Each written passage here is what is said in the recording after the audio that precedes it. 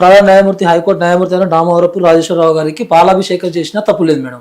ఎందుకంటే మేము గత ప్రభుత్వంలో బీఆర్ఎస్ ప్రభుత్వంలో 2 సార్లు అనేటువంటిది గ్రూప్ 1 మెయిన్స్ పెట్టి విఫలమైపోయింది, అవకతవకలు జరిగాయని మేము రోడ్డు మీదకి వచ్చి మేము చెప్పినాం మేడం.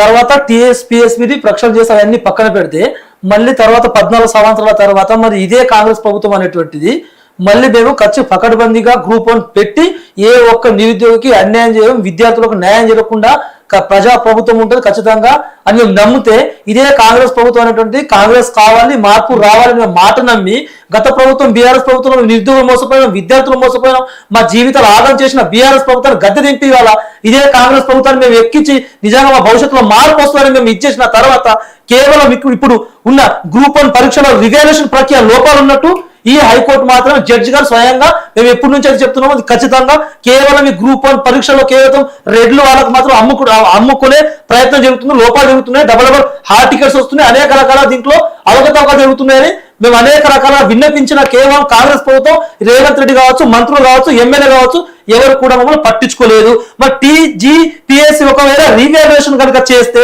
మోడరేషన్ విధానం Sanjay Singh versus UPSC case అనుసరించాలని కోర్టు చెప్పింది. మరి అదే విధంగా గ్రూప్ 1 నోటిఫికేషన్ అలాగే టీజీపీఎస్సీ రూల్స్ 3 IXD ప్రకారం రివాల్యుయేషన్ ఉండదు.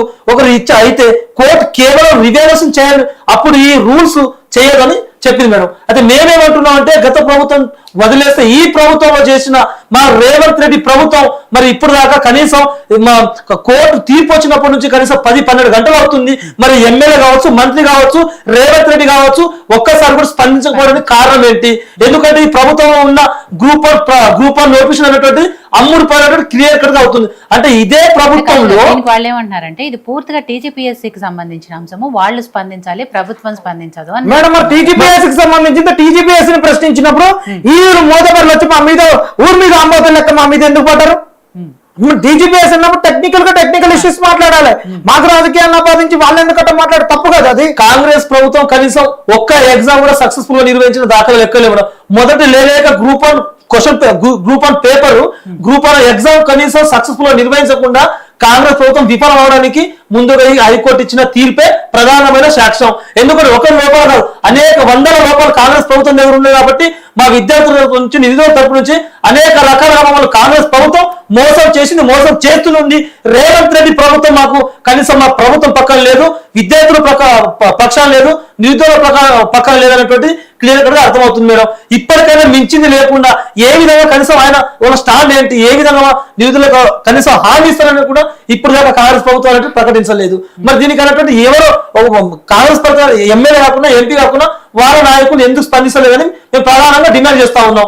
ఎందుకు కోర్టు ఇవాళ నిజంగా తప్పు తడక ఉన్నది ఖచ్చితంగా రాష్ట్ర ప్రభుత్వంలో ఈ రాష్ట్ర ప్రభుత్వం వైఫల్యం చెందిన అవకతవకలు 100% అనేటువంటిది ఆ జస్టిస్ అనేటువంటి మా నిధుల ప్రకటన నుంచి కొట్లాడి ఇచ్చేసి మాకు ఒక చెంప చెట్టు అనేటువంటిది ఇచ్చింది మేడం. మరి ఎందుకు ఏం జరుగుతుంది కాంగ్రెస్ ప్రభుత్వంలో? మరి ఎందుకు అమలుపోతున్నాయి? ఎందుకు రెడ్డి వాళ్ళకే కేవలం రెడ్డి వాళ్ళకి కట్టబెట్టడం అనేటువంటి ఈ కాంగ్రెస్ ప్రభుత్వం రెడ్డి వాళ్ళ కోసం పక్షాన ఎందుకు ఒక హాల్లో నిర్వహించి వాళ్ళకు కట్టబెడతామని చూస్తున్నారంటే మాకు ఇంకా అర్థం కాని పరిస్థితుల్లో ఉన్నాను నిరుద్యోగులు మొత్తం. ఎందుకంటున్నాం మేడం అంటే మరి ఇంకోటి మేడం, ఇప్పుడు ఏదే విధంగా కాళేశ్వరం ప్రాజెక్ట్ లో లోపాలు ఉన్నాయి, ఖచ్చితంగా జరిగినాయని ఇదే సిబిఐకి ఇచ్చిన ఈ రేవంత్ రెడ్డి మరి ఇది నిజంగా మీకు ఇప్పుడు కాంగ్రెస్ ప్రభుత్వం మీకు దమ్ము ధైర్యం ఉంటే మరి ఇది లోపాలు జరగడం నిరూపిస్తున్నారా? మరి సిబిఐకు అప్పగించే దమ్ము ధైర్యం ఈ రేవంత్ రెడ్డి ప్రభుత్వం ఉందా? మరి ఇదే గ్రూప్ సంబంధించిన సిబిఐకి అప్పచెప్పని మేము ప్రధాన డిమాండ్ చేస్తున్నాం మేడం. సిబిఐకి అప్పచెప్పండి, అప్పుడు తెలుస్తుంది. జనార్దన్ గారు, సో ఇవాళ కోర్టు తీర్పు ఆహ్వానిస్తున్నామని చెప్తూనే ఇది పాక్షిక విజయం మాత్రమే, రేపు మళ్ళీ వాళ్ళు సుప్రీంకోర్టుకి వెళ్తారు, వెళ్ళే అవకాశాలు ఉన్నాయి కాబట్టి మా బలం సరిపోదు, ప్రతిపక్షంగా మీ బలం కూడా మీ సపోర్ట్ కూడా కావాలి అన్నారు. దాంతోపాటు యూపీఎస్సీ